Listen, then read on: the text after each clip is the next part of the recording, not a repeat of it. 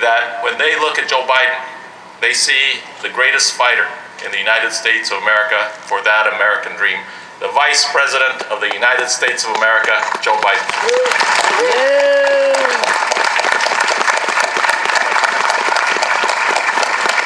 Thank you very much, Mr. Mayor.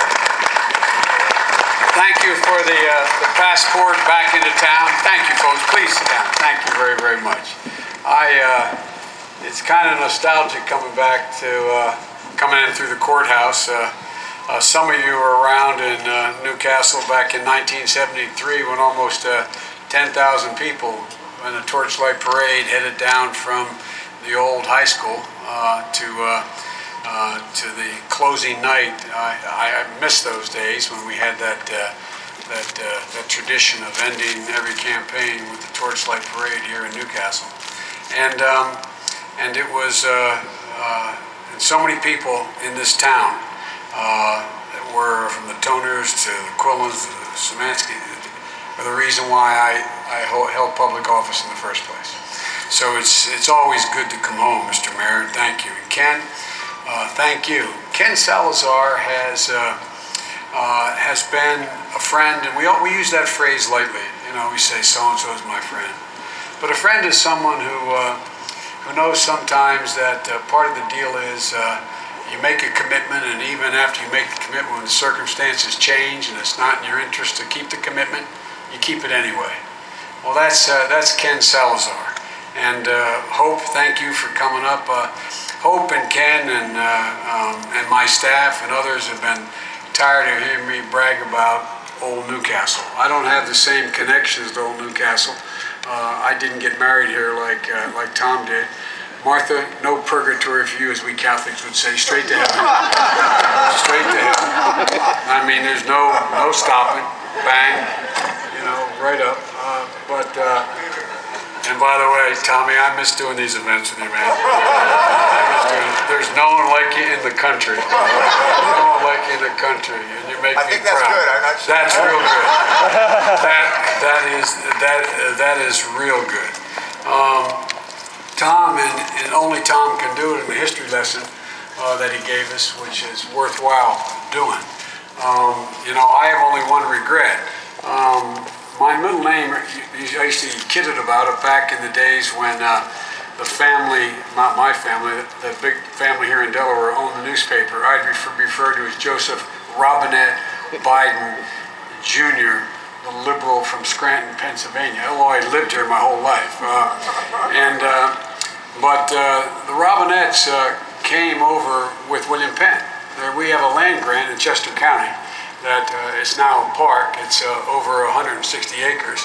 I just wish you'd given us a grant here, and maybe we'd still have some say. Folks, this is a proud moment. It's a proud moment for all of us here in Delaware. And I want to point out that Tom's right. I did start early on. I was determined back in the 70s to get a national park for the state of Delaware, but I just didn't have the foresight that Tommy had. I started off with Cypress Swamp, then I tried to White Clay Creek, remember? So then I was thinking, and Tom came up with the idea, and Jim Soules did. We co-sponsored that legislation back in 2004. And actually, it made a whole heck of a lot of sense. We stand here today celebrating what the President signed yesterday, a proclamation creating the first state national monument. And I say, what's the difference between a national park and a national monument? Well, the national monument means it is in the park system, the park runs it, but we still haven't given up, Tom haven't given up on the designation of a national park as well. But the reason why this happened at the time it happened was because of Secretary Salazar. He had made a commitment to Tom and to me, and he came to me about a little over a year ago. He said, look, before I leave, I want to make sure I get this done. There were 5 designations of national monuments, and he wanted to make sure Delaware wasn't the 495th. He wanted us to be the 400th. And I just a little way of background. I don't know if you heard, Tommy, yesterday when the president turned to Ken and said, I know, I promised you I would do this. I promised you I would do this. You know what he said to you?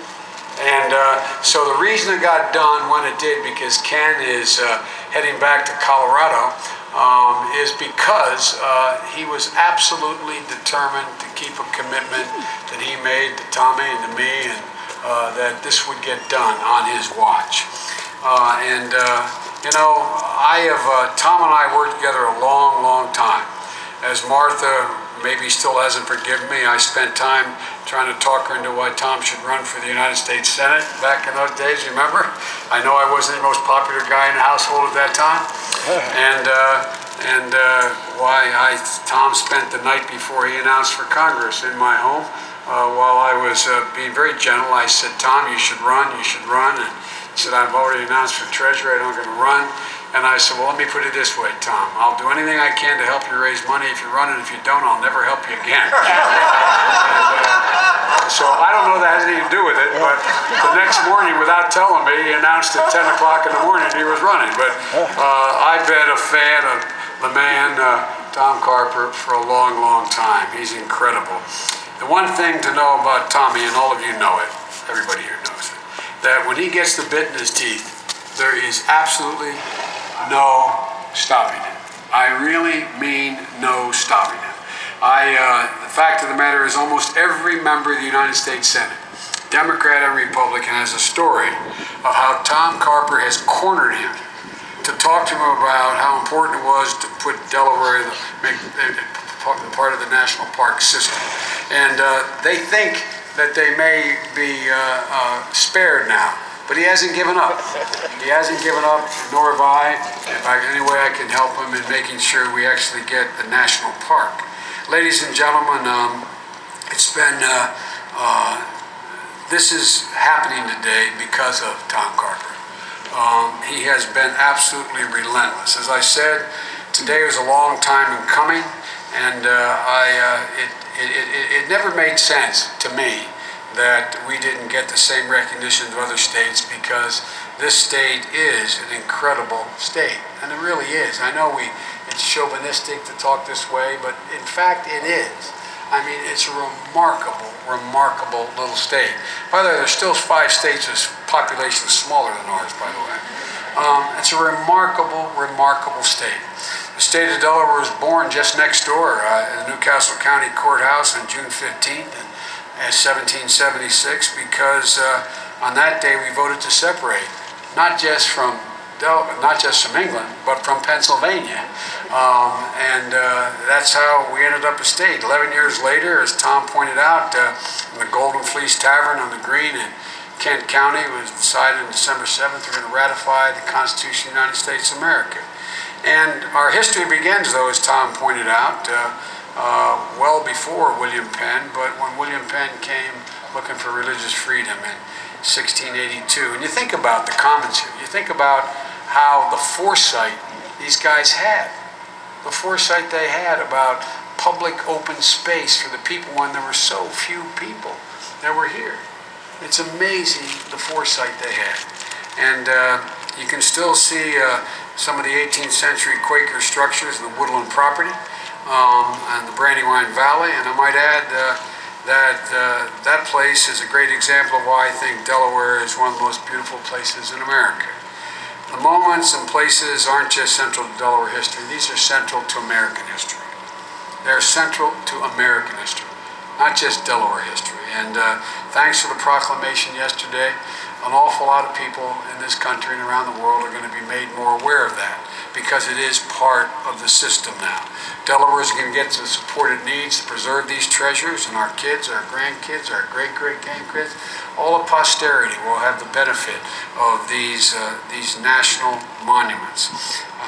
We'll have park rangers to protect and maintain these sites, and when family and school groups come, they'll have professionals who are taking them around and explaining all that was done here in this little state.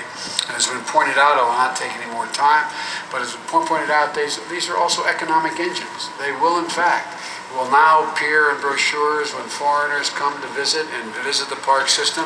It won't just be the Delaware Chamber of Commerce making the case as to how important these monuments are, but it will be made nationally. And so it's one more reason why today's a great day to be a Delawarean. All you folks in Newcastle take inordinate pride. Those of you who are from Newcastle, you take inordinate pride of being part of this great city. Is that Congressman Tommy Evans out there? Hey, Tommy, how are you, man? Speaking of great Delawareans, it's good to see you, pal. And so you have every reason to celebrate, and